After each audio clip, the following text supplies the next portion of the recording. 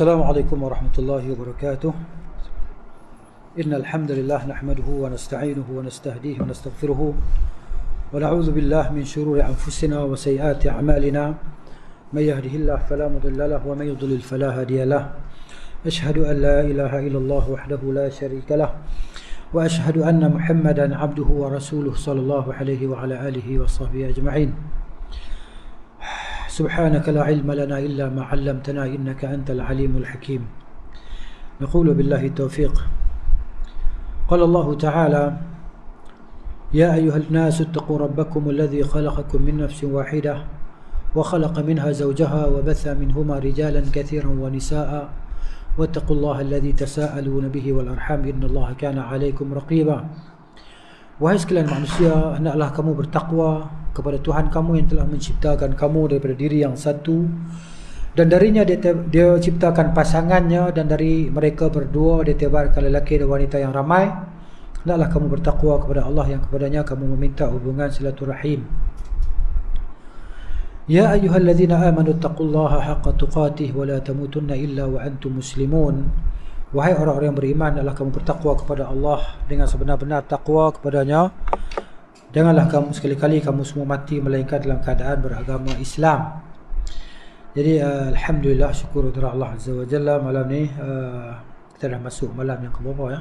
Ke-18 19. Malam yang ke-19, malam Ramadan, dan kita menghampiri hari ataupun malam kemuncak malam kemuncak ibadat dalam bulan Ramadan, yang mana di siang harinya kita berpuasa, baca Al-Quran, solat dan berbagai-bagai ibadat lagi lah yang kita boleh lakukan.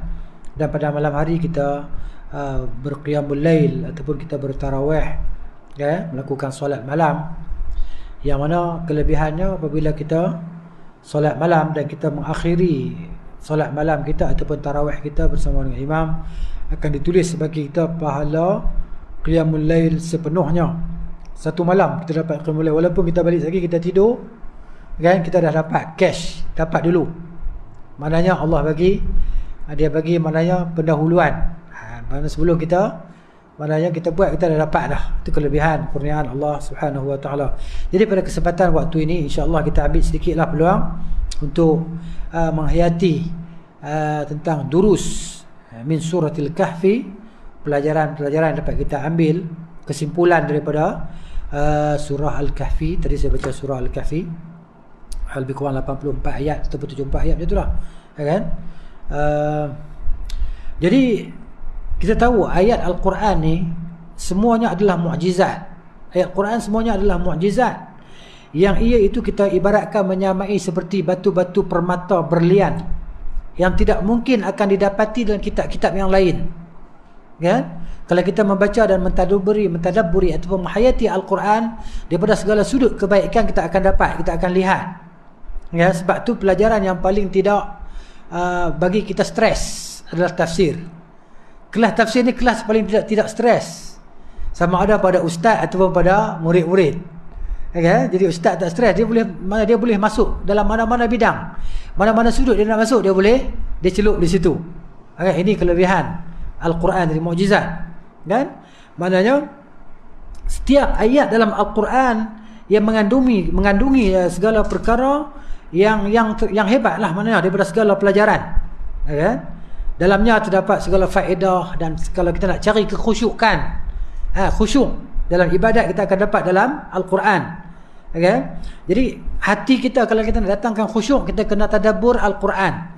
Sebab tu kalau kita buka kelas, kalau ustaz-ustaz buka kelas tadabbur, sangat ramai orang ikut. Okay? Maknanya sebab apa? Sebab orang tadi dia mencari kekhusyukan dalam ibadah. Macam mana cara kita nak khusyuk, kita rasa lazat, kita rasa seronok nak ibadat. Okay? Jadi kalau kita beribadat, kita rasa macam satu keterpaksaan. Maknanya rasa terpaksa buat. Dia maksud tidak ada kelazatan lagi dalam beribadah. Seperti mana Nabi SAW dan para sahabat radhiyallahu anhum, mereka seronok beribadah. Sampai-sampai Abdullah bin Amr bin Al-As radhiyallahu anhuma. Okay? Jadi isteri dia mengadu dekat pak mentua dia, mengadu dekat ayah Abdullah tadi. Ayah dia cerita, macam mana suami kamu? Dia kata, suami aku dia bagus, tapi dia dengan kawan-kawan dia bagus lah, dengan aku tak bagus. Macam itulah lebih kurang. Sebab apa? Sebab dia beribadat sampai terlupa bini dia, terlupa isteri dia. Kelazatan beribadah tadi kan. Cuba bayangkan, dia setiap malam dia habis Al-Quran 30 juzuk Quran setiap malam dengan solatnya. Kan? Kita kalau Tok Imam baca 2 page memang tercabut lutut tak bawah ha. Lutut ni angkat tak bawah, lepas tu dia buh balik lutut tadi. Kan? Tapi para sahabat radhiyallahu taala anhum macam tu. Ya, depa rasa kenikmatan, kelazatan beribadah tu. Jadi ibadah yang paling besar adalah solat lah. Adalah solat. Baik begitu. Jadi tanpa membuang masa, kita tengok beberapa pelajaran dapat diambil daripada kisah surah Al-Kahfi ini. Ya. Yang mana surah Al-Kahfi dia memberi banyak pelajaran lah untuk kaum muslimin. Dan ia terangkum pada 4 pelajaran yang berlainan, yang kita ni wajib kita tahulah. Yang pertamanya, kisah pertama dalam surah Al-Kahfi adalah keimanan ahli ataupun ashabul kahfi. Mereka adalah golongan pemuda. Sebab Allah Ta'ala puji golongan pemuda ni. Sebab tu yang ikut Nabi SAW dalam dakwahnya di awal Islam adalah golongan pemuda. Kan? Umur 19, 18, Sa'ad bin Abi Waqqas masuk SPM ya. SPM masuk Islam. Kau bayangkan? Kan? Umur 17, 18 masuk Islam. Dan dia jadi orang yang sangat hebat beragama. Sehingga mak dia, kita tahu kan, mak dia dengar kata dia masuk Islam, mak dia kata, apa agama yang kamu ikut ni?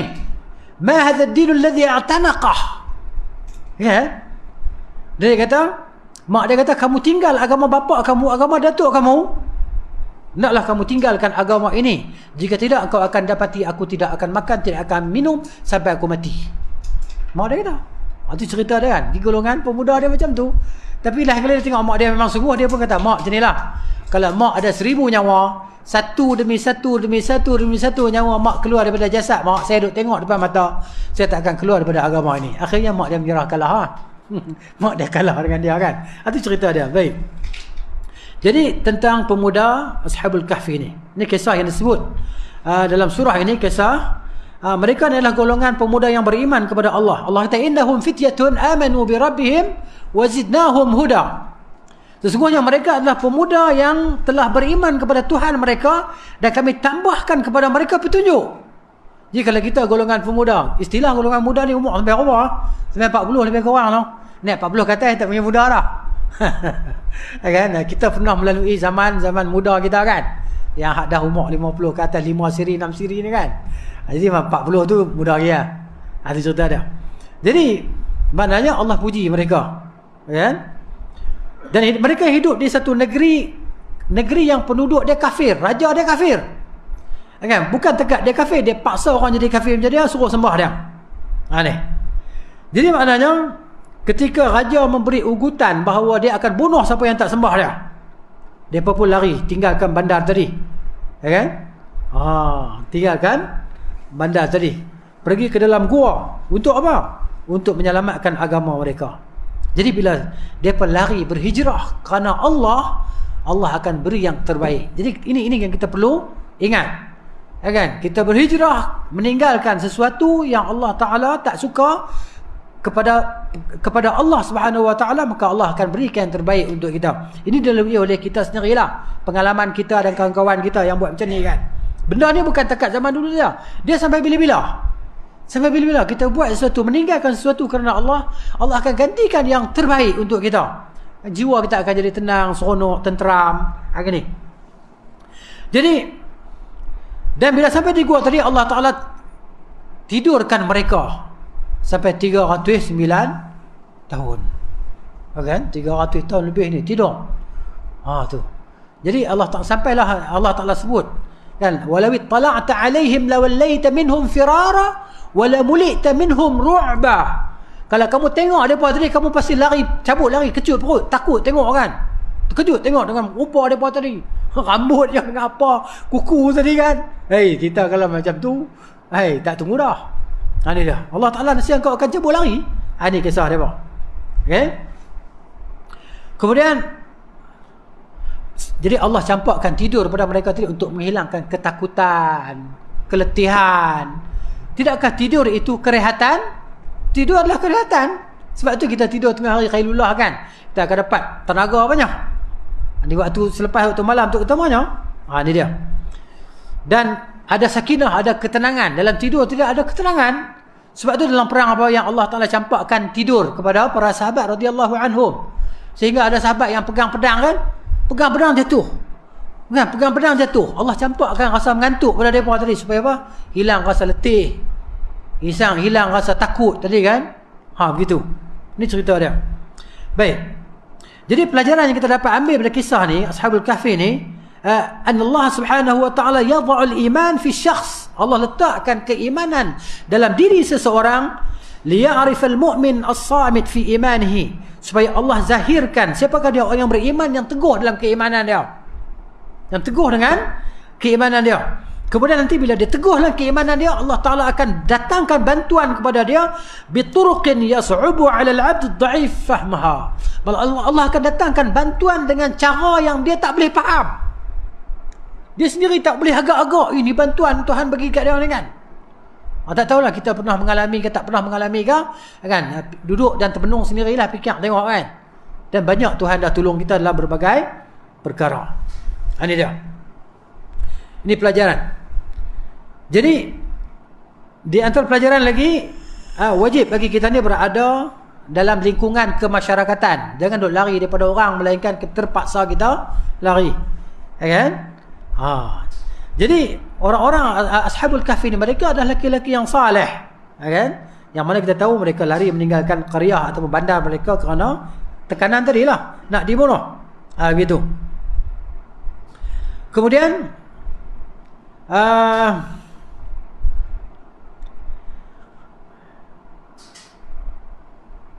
yang kedua, kisah yang kedua ringkas dia. Okay. Jadi sebelum tu mana cerita bila kita duduk di kalangan orang-orang yang salihin, salihat ni, yang baik-baik ni kan, maknanya itu terdapat perintah Allah Ta'ala supaya disuruh kita bersabar bersama dengan kaum muslimin. Allah kata wasbir nafsaka, bersabarlah diri engkau, ma'al ladzina yad'una rabbahum, bersama dengan orang-orang yang menyeru Tuhan mereka, bil ghadati, pada waktu pagi, wal ashi, dan pada waktu petang. Baik, di dalam ayat ini terdapat isyarat supaya apa? Kita sentiasa menghadiri solat berjemaah. Allah kata wasbir nafsaka, sabarlah diri engkau, ma'al ladzina yad'una rabbahum. Jadi kita berdoa kepada Allah Ta'ala ni bila mana kita solat. As-salatu lughatan ad-du'a'u. Solat daripada bahasa maknanya adalah berdoa. Jadi dalam solat kita adalah doa. Kan? Ihdinas siratal mustaqim. Kita berdoa, ya Allah tunjukkanlah kami jalan yang lurus. Doa istiftah yang kita baca kan, Allahumma ba'id baini wa baina khataayaya kama ba'adta bainal masyriqi wal maghrib. Itu doa terbaik. Jadi kita tidak akan membaca doa dalam solat yang diajar oleh Nabi SAW, melainkan itulah doa yang terbaik. Jadi kita dah berdoa kepada Allah Ta'ala jawami'ul kalim, merangkumi segala doa. Duduk antara dua sujud, Rabbi ighfirli, kan? Ataupun Rabbi ighfirli warhamni, warfa'ni, dan seterusnya kan. Baik.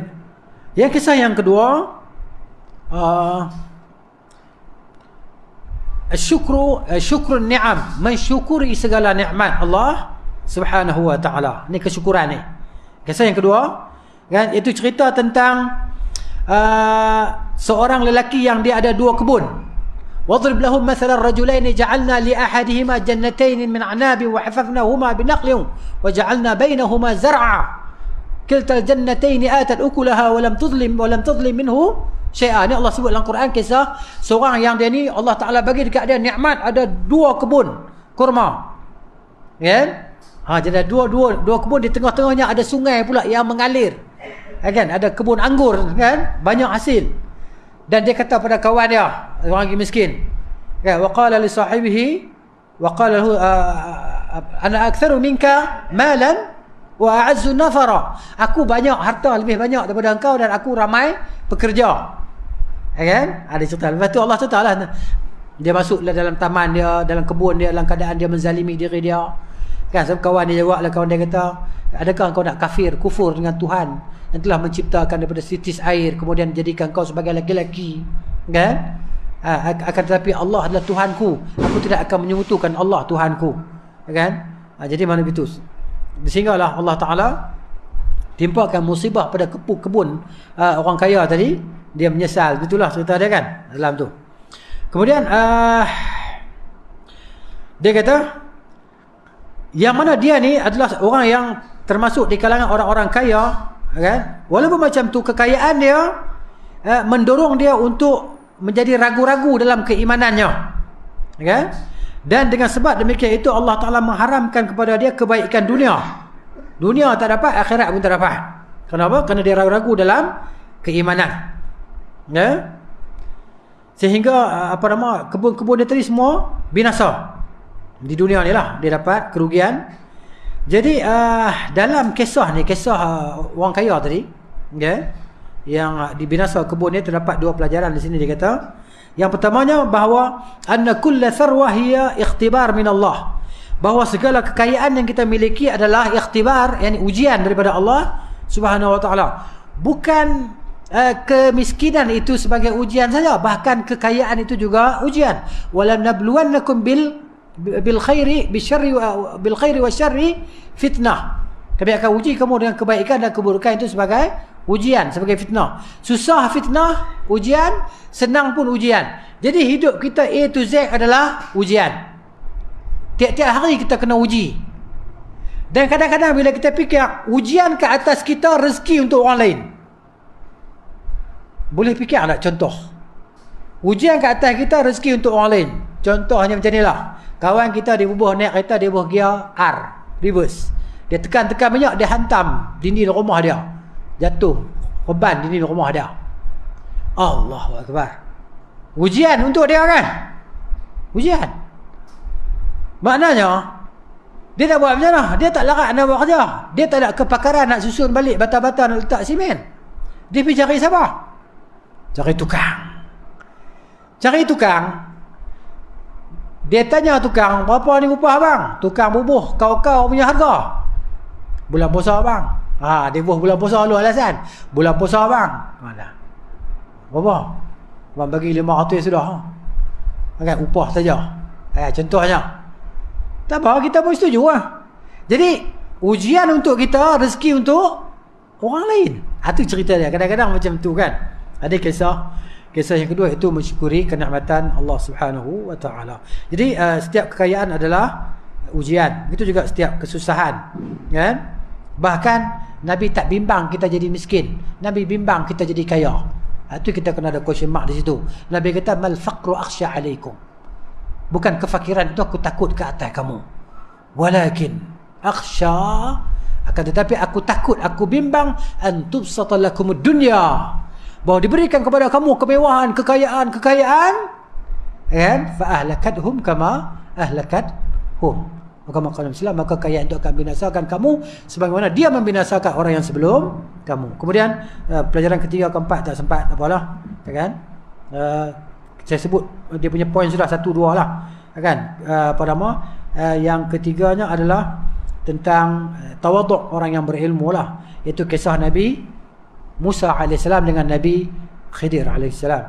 Kemudian yang keempatnya kisah seorang raja yang mulia lah, iaitu Zulkarnain. Itulah dia maknanya apa yang dapat kita kongsikan pada malam ini. Semoga ia bermanfaat insya-Allah. Jadi sallallahu ala nabiyyina Muhammad wa ala alihi wa sahbihi ajma'in.